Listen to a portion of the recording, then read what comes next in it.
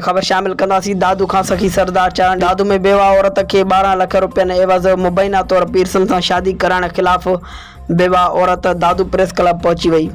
पीउ ऐं भाइरनि खिलाफ़ एहतजाज। बेवा औरत फातिमा पंहिंजे 2 मासूम पुटनि सां अब्दुल मजीद ऐं निसार मीरासी खिलाफ़ एहतजाज कयो। मुड़ुस वैन जो ड्राइवर हुयो जेको 6 महीना अॻु हादसे में फ़ौत थी वियो। 2 पुटनि जो औलाद आहे। भाउ ऐं पीउ 12 लाख रुपयनि में पीरसन सां ज़बरदस्ती शादी कराए रहिया आहिनि।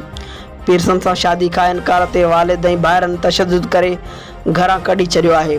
इंसाफ़ कयो वञे। ऐं दादू वॾो वज़ीर सैयद मुराद अली शाह शहबाज़ एयरपोर्ट पहुतो।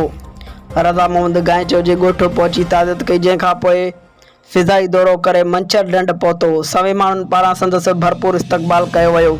उन मौक़े ते मंछर बचायो ताज जे चेयरमैन मौला बख्श मल्ला मंछर ढंढ ऐं मुहाणनि सां थियल ज़्यादतियुनि, एरीगेशन ऐं वाबडा स्कारप जे ज़ुल्मनि जा दास्तान खोले छॾिया। मुराद अली शाह चयो त वाबडा स्कारप वारनि सां ॻाल्हायो आहे। जल्द मंछर जे अहम मसइलनि खे हल करायो वेंदो।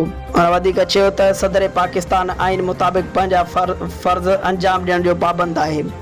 PDM हुजे या ॿियूं पार्टियूं हुजनि, सदर पाकिस्तान ते आइन जी पासेदारी करणु लागू आहे। अवाम अदालतुनि मां इंसाफ़ चाहे थो, जेको संदन बुनियादी हक़ आहे। उन मौक़े ते साणस पीपल्स पार्टी जो अॻूणो तालका सदर हाजी निसार अहमद लुंड ऐं ॿिया गॾु हुआ।